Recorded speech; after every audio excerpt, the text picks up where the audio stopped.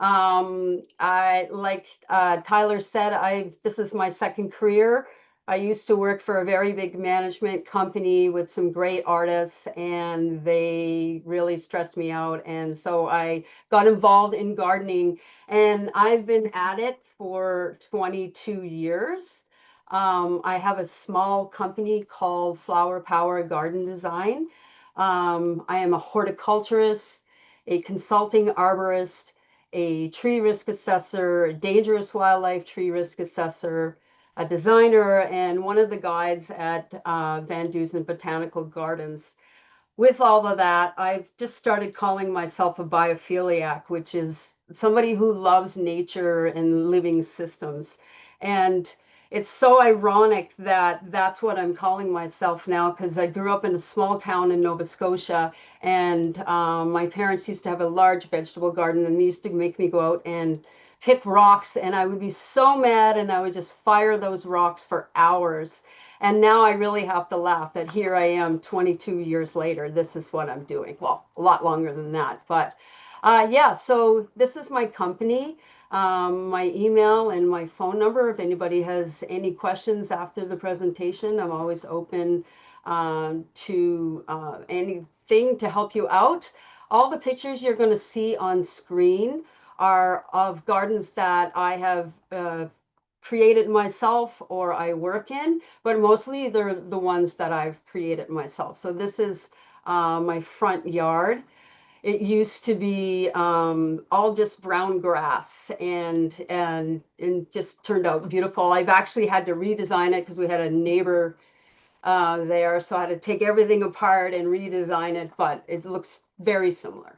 Um, so what I want to talk about today is garden ecosystems and the essential concepts for gardening. So one thing that I find when I'm working with people is that they forget that this is an actual whole ecosystem, and it's more than just the plants.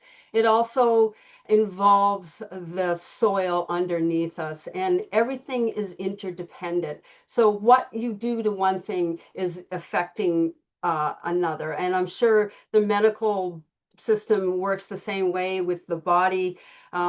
You have your microbiomes, you have your energy, and it's all working together. And I find that's what people forget, because we were so results driven, and to get things done, and we forget that everything we do has multiple effects. So the picture you see on the bottom right is a rose garden, and this is one of my main clients. It's an estate garden, and it looks like the gardens of Versailles, and you'll see it as we're going through. It's a 3-acre garden, and I look after it mostly by myself, and all with organic processes. And I say mostly organic because I have to deal with the lawn guy, and he is not organic. So it's a battle, but I'm slowly turning him around as well. So here you see the rose garden. It has no pesticides, no insecticides. I don't use any fungicide, like anything, and I'll get into that process a little bit later. But you can see that it looks quite beautiful, and I see no flaws in it right yet. So the first thing I want to talk about is soil. And soil is the heart and soul of your garden. And without it, the gardens would be lost. You need to feed your soil. And one of the ways that I feed my soil, excuse me for a sec, is by leaving the leaves on the garden over the winter. And I just everything that comes off the trees, it all stays there and over the winter, and that does a lot of benefit. It feeds organic matter to the microbes inside the soil, which breaks down the organic matter, giving all the plants nutritional needs that they have in exchange for what they get from the plant, usually from the the the fungus of the mycorrhizae of the roots. But that's too technical. I won't get into that. This is another garden that I designed here. There's not a lot of biodiversity, but I really love the flow of the grasses, and the homeowner was just gonna cover it in a tarp and put bark mulch on it and not feed the soil at all. But I finally talked her into doing this, so it turned out quite well. And all these plants over here are hydrangeas, and they're white, and the whole thing just blows up. It's gorgeous in the summer. One tip with soil that I would like to say is, like, I know I live in a rainforest and I do this for a living, but I really try hard not to work in the garden when it's raining really hard, because that causes a lot of soil compaction, and all we seem to get is buttercups. That's the only thing it can grow because it's like cement. So when I started to do this talk, it was supposed to go in spring. So I find also a lot of people are like, oh my God, it's spring. I don't know what to do for my garden. So one of the very first things I do is I'll peel like the top layer of the leaves off of this garden, and put it all in a compost bin. And then I will mulch the whole entire garden. Or if I can't do the whole entire garden, I'll do the most weedy areas, or the areas that are the most dry. Some of the materials that I like to use for mulching are 3/4 inch composted bark mulch. Now you can see that it's quite black. It's not brown. It's not dyed. It's not those big chunks. It actually looks like soil, and it adds organic matter to the garden, which is the most important. It looks great. It makes all the plants pop. You can see that I did some mulching here just the other day, and this is how it looks. You put on like a 3 to 4 inch layer. You be careful not to get up too close to the woody parts of the plant, because, of course, the mulch retains moisture, so it causes like water to be sitting on wood, which of course causes decay and rot. Not everybody can afford or even find the composted bark mulch. So another alternative that I like to use, and I even use in this estate garden, are wood chips. Wood chips are fantastic. You'll see in Vancouver, the city has now started using them in all their garden boulevards, and keeps the water in, keeps the weeds down, makes all the plants pop. It looks beautiful. You can call chipdrop.com or go online, and an arborist will come by and drop off a big pile of chips that you can either share with your neighbor or just keep on site for yourself. Throw them in the compost bin if you have too many left over. Um, it's just a fantastic benefits to using mulch. And I always say this is the number one thing to do in the spring. And Char, Yeah. do you dig the mulch into the surface layer of the soil, or do you just spread it on top? I just spread like a 3 or 4 inch layer right on top, Okay, underneath all the leaves that have been roasting there all winter. And it just finishes off the garden. Yeah. thanks. So another thing that drives me nuts with people is, well, I shouldn't say that. One of my pet peeves is when I'm working with clients and they're saying, "Oh, can you get me some dirt? Or can you take, or can you, yeah, can you get me some dirt?" Well, I always say that soil is not dirt. Dirt you take away. Dirt is like the old shoes you'll find in when you're digging in a new garden, or oftentimes like insulation bags, construction debris. That's what you should pull away. All that soil that is remaining is been working with the plants to and the microbes to break down the minerals and the organic matter, and it makes the whole system function so much better. I find people are not quite sure what so if you like I of course I always have to add soil. So if I'm building a new garden, I will add garden blend to the existing soil. And like you say, Tyler, I take about a one shovel length and I just turn it all over and in and smooth it all out. That also gives me an opportunity to pick out any weeds that I don't want around, and then I plant directly into that. And then later I'll mulch on top of it after everything is planted. When you're putting in a new lawn and doing your lawn repairs, I highly recommend using a turf blend. It has sand in it.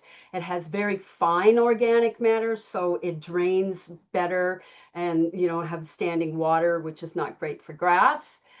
If you have a balcony and you have a bunch of containers, you cannot use garden blend. You have to use container soil because it has just peat moss. It has like the white stuff in it, vermiculite, that allows everything to drain properly. If you use any other soil in the whole container, it's going to clog. I've seen it happen quite a bit of times.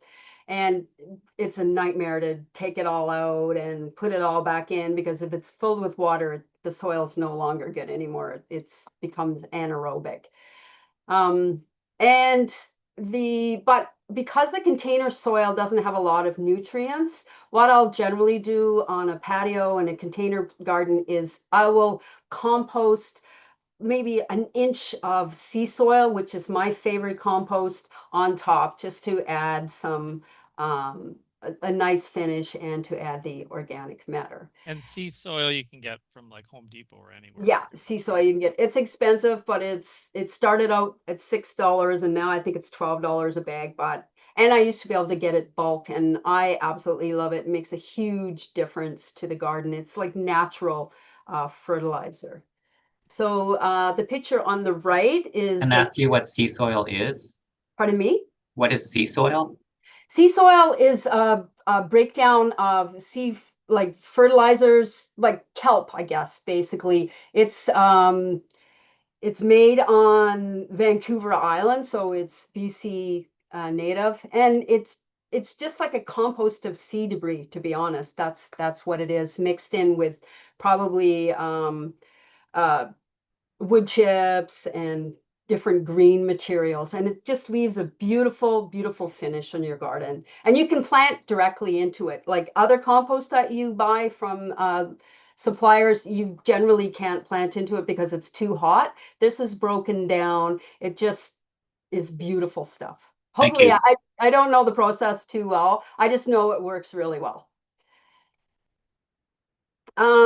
So yeah, that's soil. And the next thing I wanted to talk about is pruning. And oftentimes when I'm out walking or I'm over with friends or with clients and they're doing their own pruning, it's kind of shocking for me. So I feel like I'm so happy to have this captive audience to show people how to actually cut a branch of your tree. The number one thing that you don't want to do is leave a stump. And the reason why you don't want to leave that stump is because it the tree uh, it allows decay to go into the branch. So trees have this great process where it can heal over its own wounds if you cut in the correct spot. So here on the left, you see a picture of a branch or a tree trunk. And this part right here is a bark ridge, and it's a line just above the branch. You can see it right here. Um, So what you want to do is for a fairly big branch, like maybe 2 inches, and it's quite long and it's heavy, you have to do the cuts in three. The first cut is underneath the branch, and the second cut is in front of that cut, and then the final cut is just maybe a quarter of an inch in front of the bark bridge. Um, and sometimes if the branch is truly long, say it's like, I don't know, 4 or 5 feet, I'll cut the branch in half first, and then I'll do this process here. But what you don't want to do is cut into the bark ridge. You don't want to cut here because decay just gets in. By cutting right in front of the bark ridge, the tree has this chemical process where it actually closes the walls of the cells and protects it from decay. And then eventually this callus forms over the top. Takes a long time for it to fully close over, but it protects the tree. So the big takeaway is do not create a stump. If you're working with flowers or small branches and stuff like that, it's also important, don't cut there, cut just above the two little buds or a leaf, or sometimes you'll just see a little hole and not a little hole, like a little scar. That's where you cut to. You have to do it with purpose, and it has to be in a spot where it's going to initiate more growth, not create decay. So great pruning makes a huge difference in your garden. This is another, this is the state garden that I work at, and you can see, like, you know, the pruning really provides the structure to your garden. When you're pruning shrubs, sometimes don't think, people think it looks messy. So what I always advise is prune just so there's just a tiny little bit of space between your plants, and it seems to make people feel more comfortable. Personally, I like to just have everything touching and looking lush because you're getting less weeds. Then when this is also more work that I've done here, for when you're pruning perennials, you want to, like this is an iris on the top, you want to remove the whole stalk right down to the basal foliage. Don't cut it halfway, like take it all the way down. When you have like something like echinacea, you want to take it, this isn't echinacea, but you want to take the flower head down to a couple of leaves, and that helps it start to rebloom again. And sometimes you'll have like lavender, or this one in the bottom is called Nepeta. And when it's done flowering, it kind of turns white. So I will shear the whole thing off and it'll rebloom again. Another good tip for pruning is when you're pruning a shrub like this fuchsia right here, you want to kind of prune on the inside. It always looks better when you don't see the cuts. I learned a lot of my pruning from an excellent website called plantamnesty.com or .org. Cass Turnbull is an amazing teacher. She's passed now, but I have seen her do talks. She does great YouTube talks, and she has great materials you can buy. I highly recommend. I can't go into pruning every single thing, but please check her out if you do your own gardening. And even if you don't do your own gardening, you can just see how it's supposed to be done right and made and looking natural. So that's good. So now I don't know how we're doing on time. Let's see. Oh yeah, pretty good. Yeah, you're good. So next, does anybody have any questions before I continue, or? With the pruning, do you just do it kind of throughout the year, just depending on what's kind of dying when? That Or is a great question. I don't have my notes in front of me, so you just reminded me. yeah, Um, yeah, so it's not so, well, it depends on what you're pruning first off, and it's always good to know what you're pruning, but you know, Cass can help you out with that as well. But when you're doing trees, you know, maybe you want to remove a branch and you're like, oh, should I remove it now or should I wait until the fall? Or it doesn't matter so much when, it matters how. And cutting into the right spot is the most important thing.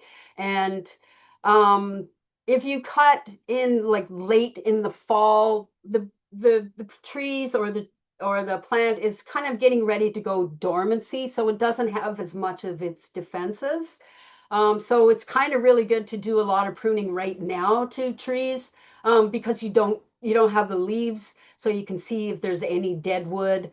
Um, but the other reason for pruning is, why are you pruning? Why? So I prune only for three specific reasons.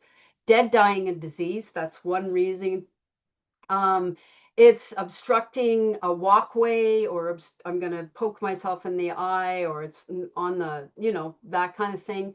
Or sometimes you need to do clearance pruning for lines, and some people don't like to have the trees too close to their house because rodents jump from the trees into the house. So it's how is the most important. I also find pruning right after flowering is really good. So that way you're not going to prune off next year's flowers because they haven't set.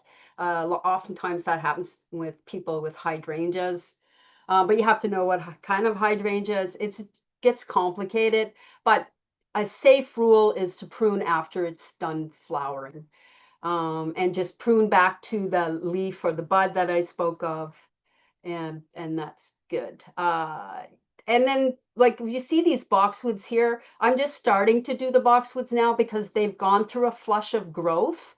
And so right around the end of May or beginning of June here in Vancouver is a good time to do that, because that slows down and the rest of the growth will fill in the shrub as you go along. Yeah. Any other questions? Nope. Okay.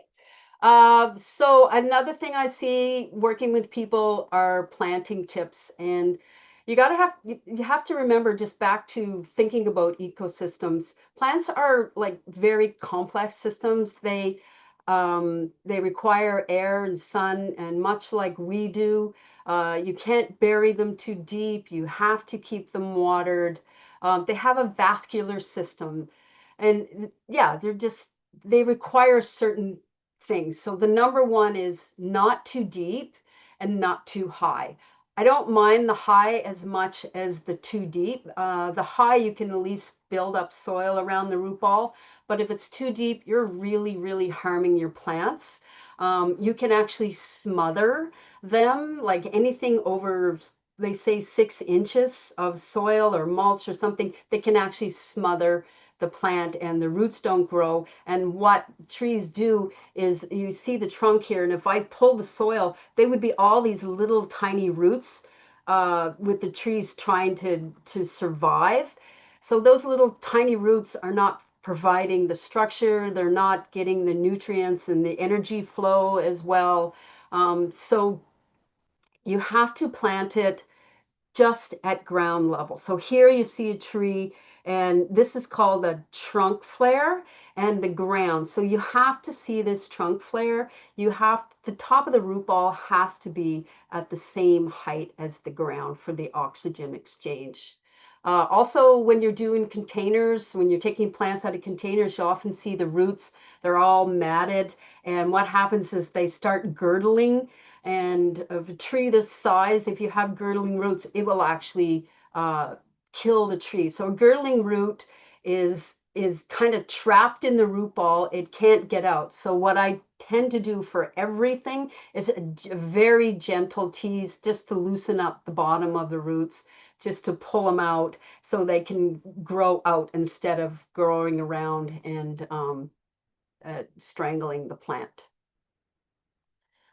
Okay, and so when you're actually, now you've girdled the roots and you have the plant, very important to, uh, like when you're lifting shrubs and trees, is lift from the bottom of the root ball and support the neck.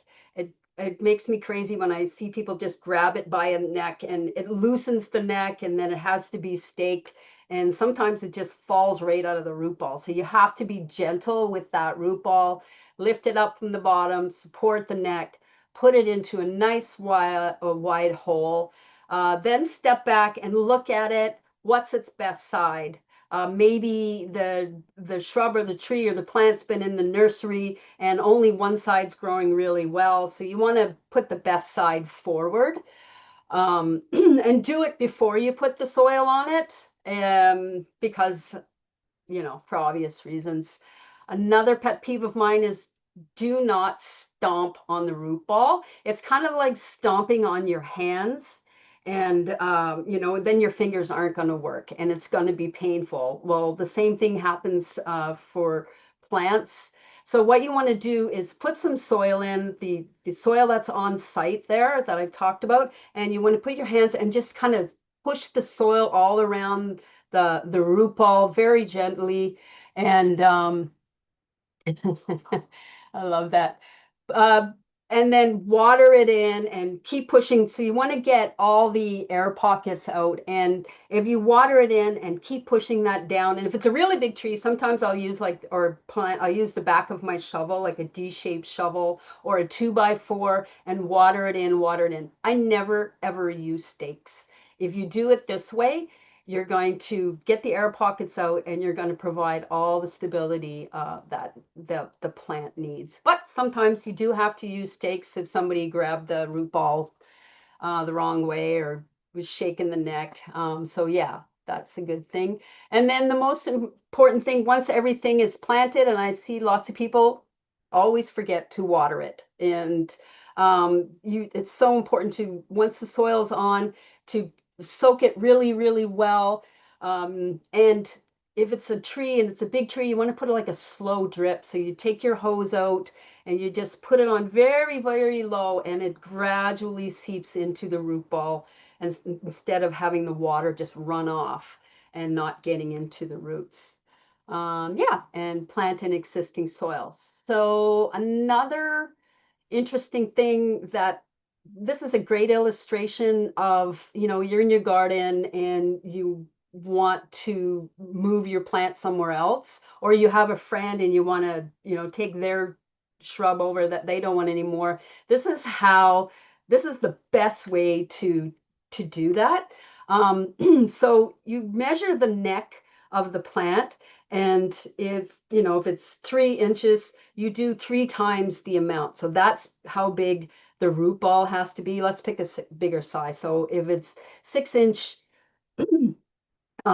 circumference, you count out 3 times. So you're going to create an 18-inch root ball all around the garden or the plant. You cut the inside first, and then you cut the outside after that, and you make that hole there, that trench, as wide as your shovel, and you go all the way around. Now, plants, their roots do not go very deep, so you probably only need to go like a foot at the most, but it depends on the situation.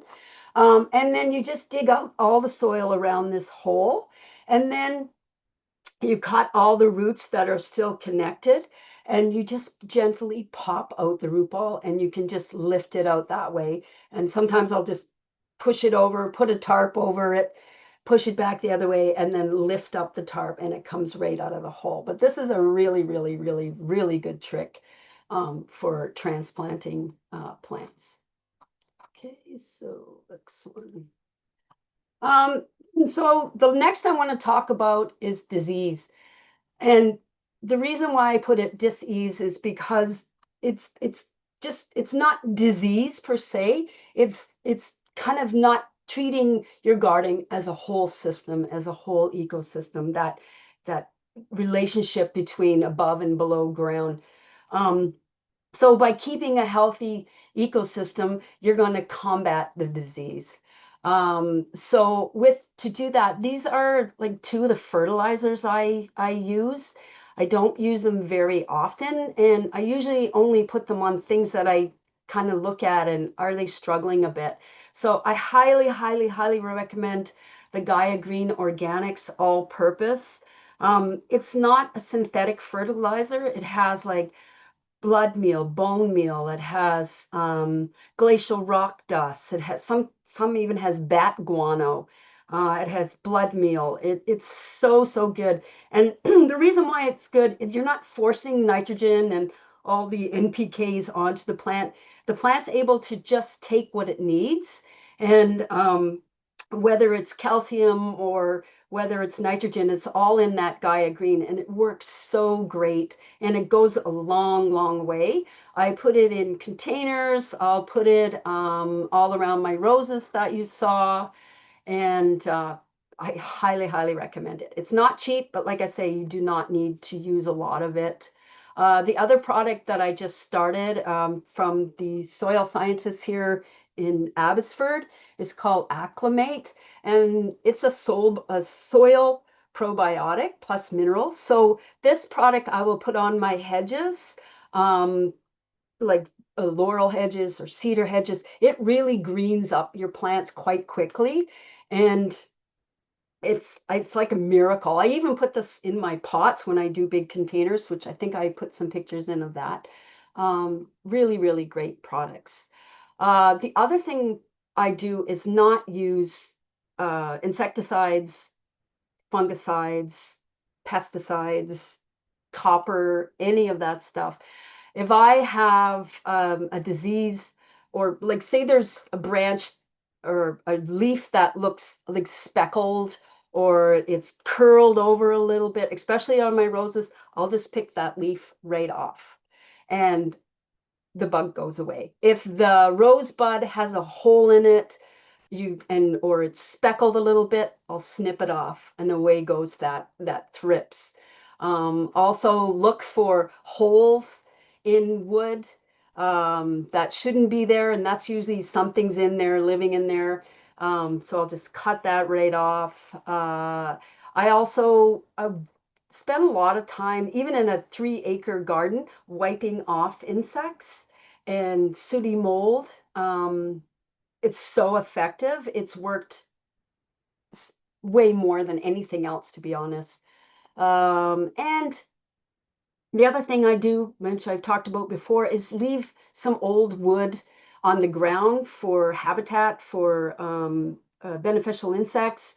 And this is a insect hotel that I created because the grass guy here left all these pallets. So I just chopped it all up and made this house. It's called an insect hotel, and I used all the leftover cuttings and pine cones and bark, and it's actually sitting on an old tree stump that I needed to hide. So it's really, it's good. It works and it's fun. It's interesting to look at. The other thing, these are my compost bins.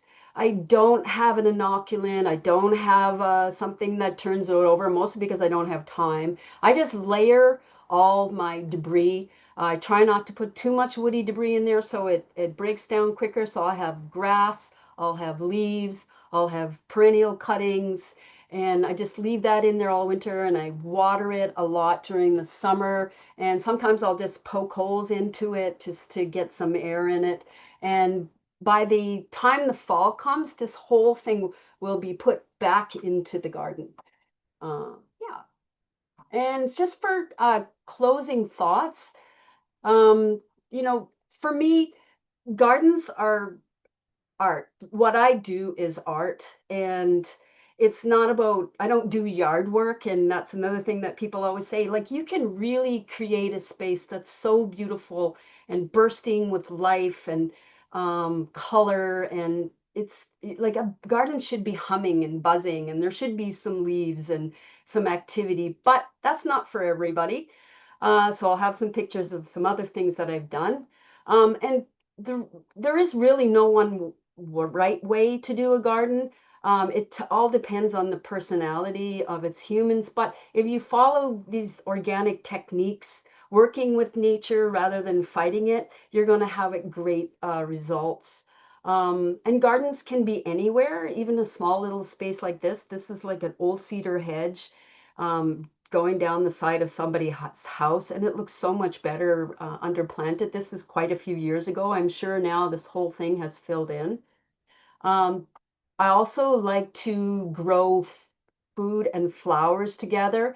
The tall plant here on the left is asparagus, which gets to be like 6 to 8 feet high and blocks my neighbor's garage a little bit. And then some calla lilies and my espalier apples, and it's all growing together in harmony.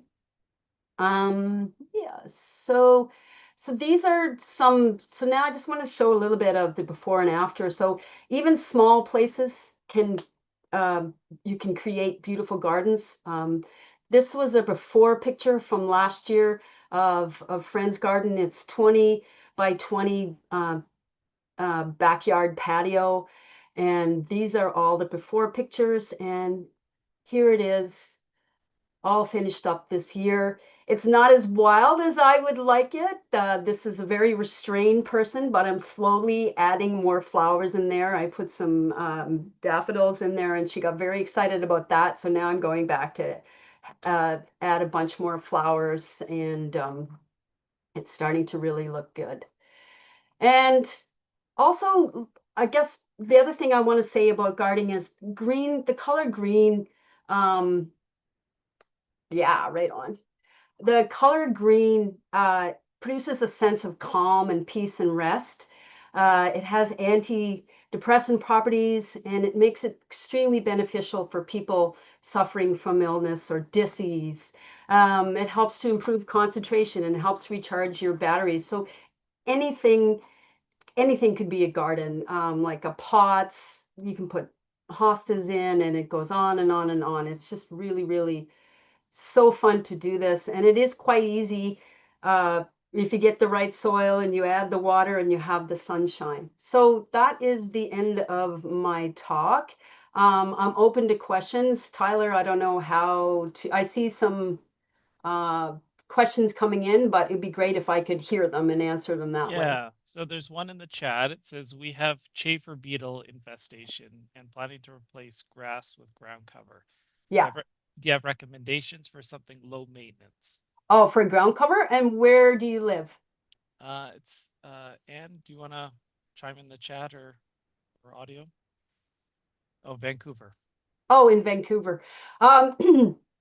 Yeah, so Schaefer beetle, you know, I have two thoughts about Schaefer beetle. Grass is so easy to repair. Like honestly, you just add some soil, some turf blend, and some seed and some water, and that kind of disrepair is going to be gone in 8 to 10 days. So that's one thing. But yeah, you're going to have to do it every year, but that's gardening. The other recommendation, like if you were going to go that route, the other thing I do is like I go through where the soil is in your lawn, and I just pick out the nematodes and throw them onto the lawn for the birds, and they're gone. Woolly thyme does really great. Um, but it's not instant when you're replacing grass. You have to work on it. It still needs to be weeded.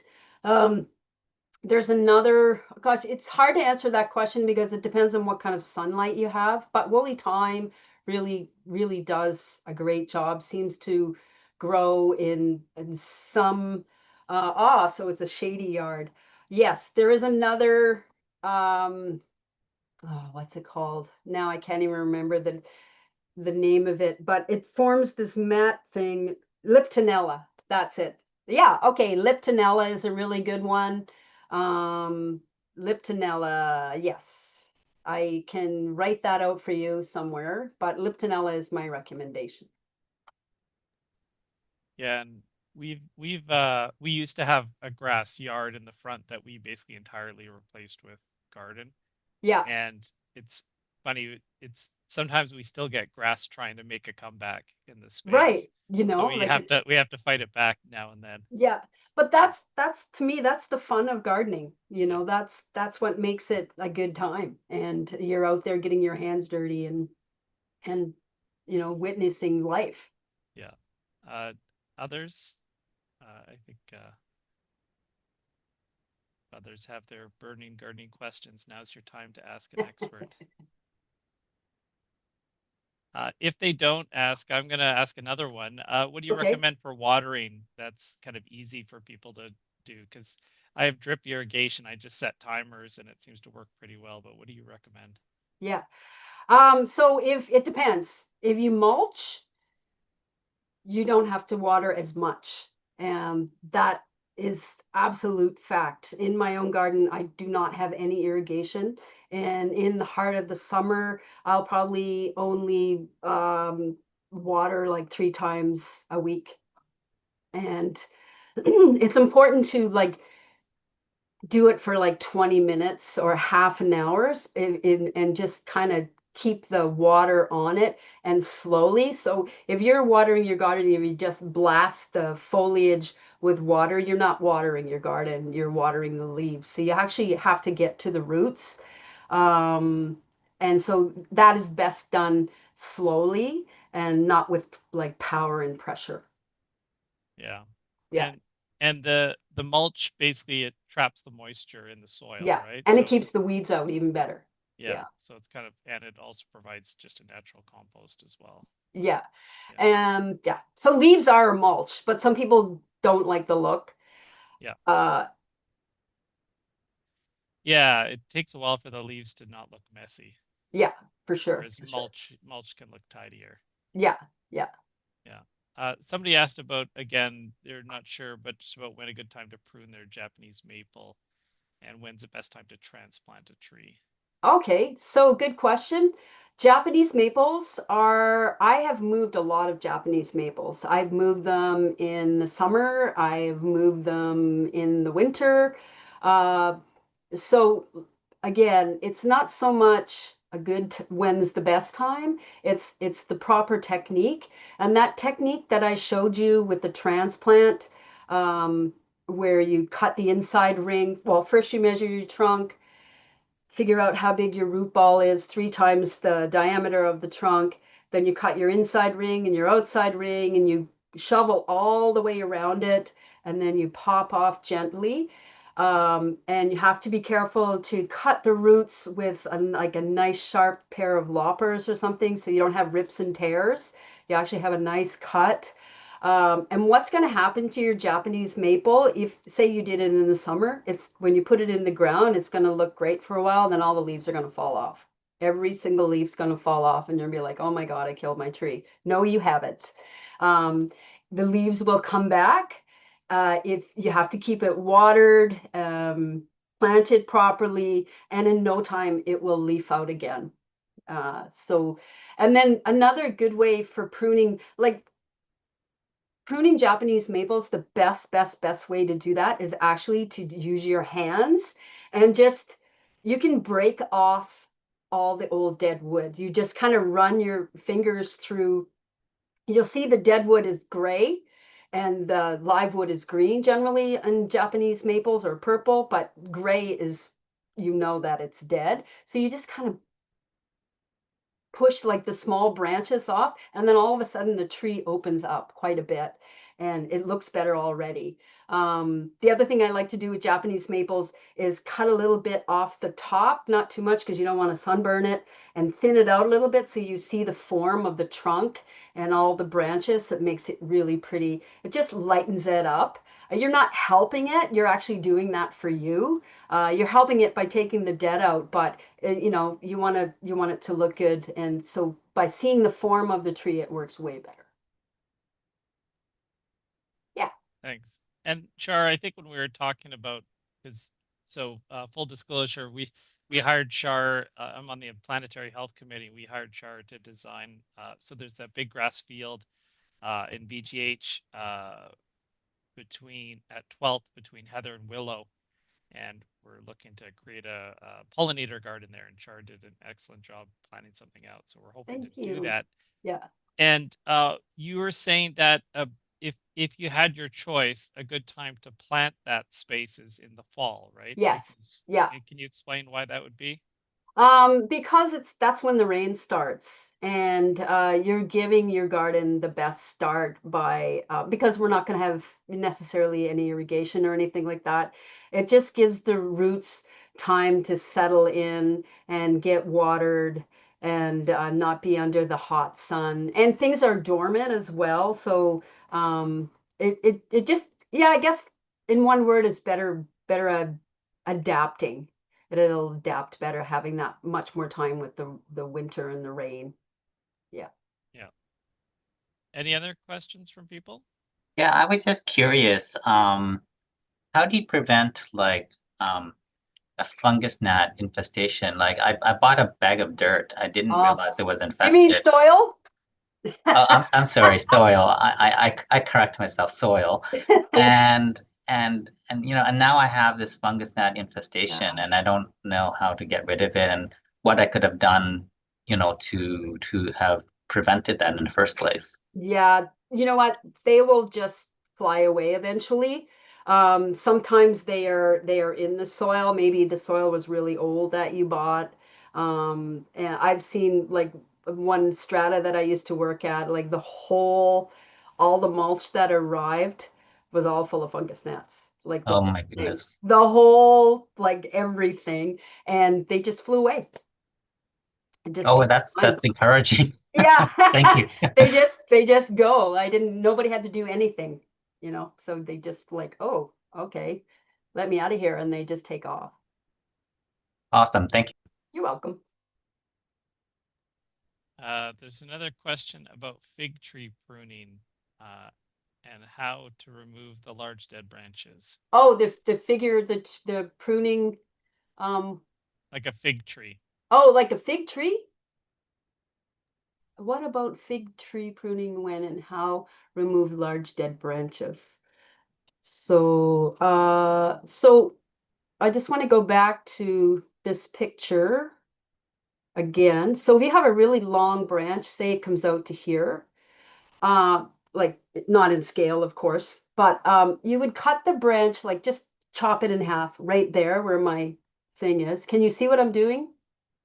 Yeah, I think you're Yeah. saying if that branch at the If bottom the was branch is really extended. long, yeah, Yep. say it goes all the way to the end of my screen. So I would cut it in half first, right? And then you would do this special cut here. This is so important. So this is the trunk of the tree. This is where you do your first cut in front of the bark ridge here. And then you would cut the second cut directly in front of the first cut. And the reason why you want to do that is because the branch is heavy, and when it cracks and comes off, it actually rips the whole bottom of the bark off the branch. So you want to do it in two cuts here and then a final cut here. And that's super, super important. And do not leave a stump, because it's going to turn gray and all the decay is just going to be going all through the trees because you haven't cut it in the right place where it can compartmentalize. And that's the word I was looking for, compartmentalize. And that's like if you cut near the nodes, if you cut near the where I'm showing you, the plants compartmentalize, and you don't get the decay and disease getting in. So yeah. Thanks. Char, can you clarify? So that first and second cut, they're just halfway cuts? The first cut Yeah. is underneath, Okay. very Oh, underneath. I see. Okay. Yeah, and it's only like halfway into the branch, right? Okay. And then the second cut is all the way through. And generally what happens is like the branch will fall off, Yeah. and you'll kind of get this like weird little like looks like a piece of Lego almost, like where the tree goes together. And then you cut flush all the way through, but not into the bark ridge here. It has to be in front of the bark ridge. Thank And you. that's your last cut, and you go all the way through. It takes extra time, but it's important. Then I see another question. Somebody added mulch and got a lot of mushrooms and wondering how you prevent that from happening in the future. There's nothing wrong with mushrooms. You just rake them into the mulch. Basically, that's just the wood decomposing more, and it's the fungi doing their job.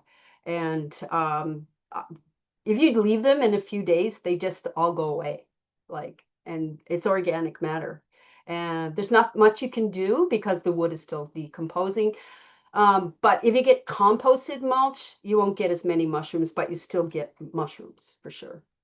Yeah, it's all organic matter. It's all good. It's all part of the whole process. Char, do you ever try to do anything to keep things like raccoons and stuff out of yards or anything like that, or do you just let them roam as Best thing for a raccoon is a hose. And I've, yeah, raccoons are something else. You just put a big hose on them, like water, and they won't come back. We had a whole family living at our house, and they were in the garage before the garage got redone. And I would just go in and hose them out of there, and they went across the street to the neighbor's garage where there's no water. That is the best thing for a raccoon. Anybody else have any burning questions? Got a couple of minutes left. You know what? I also want to say, like with the pruning, if you're doing your own gardening, really check out Plant Amnesty. It's free. Best resources for pruning, I would say. I learned a lot from Cass. I highly recommend that. Yeah, yeah, pruning's something I found intimidating, but I think it's like anything, the more you do it, the more you get Yeah, comfortable with it. yeah, Yeah. totally. Like I also find like one thing I didn't say about pruning, like if you're doing your trees, like you can't do too much at one time, because what happens is the tree reacts or the shrubs react and they're like, oh my God, what just happened to me? And they'll throw out all this new growth. So say you had your Japanese maple and you want to make it lower and you cut the whole top off. What's going to happen is in about a month later, you're going to have twice as much wood come back. So you have to cut no more than like a third at a time, I find. Sometimes, yeah, a third at a time is a good safe rule for sure. Yeah, I've seen that rule before too. Yeah, and then you've ruined your plant, and for the rest of your life, you're going to have to be doing the same thing. So you want to do it right. And if you're doing something that you need a view, like get an arborist in or a gardener, professional gardener in. An arborist is great because we're taught a lot about pruning. So. Awesome. Well, it's 12:57, so thank you, Char, for bearing with the troubleshooting, and glad we got a lot of information. I've already there's been some comments in the chat about sharing the presentation, so Okay, for thanks for sure. agreeing to record it. And if you're able to share your slides, we can send them out by email after. If I could figure out how to do that, I will happily do that. Yeah, yeah, it's okay. Well, Yeah, thanks everybody. I'm so sorry. Like, I don't have my notes, and this is my first presentation, and I've never used this program before. So yep. thanks for bearing with me. I had a lot of fun, and I hope to do this again someday. Thanks, Char. And if anybody's looking to get a hold of Char, you can you just Google Flower Power Garden Design and she's got Yeah. a website. And here's my information.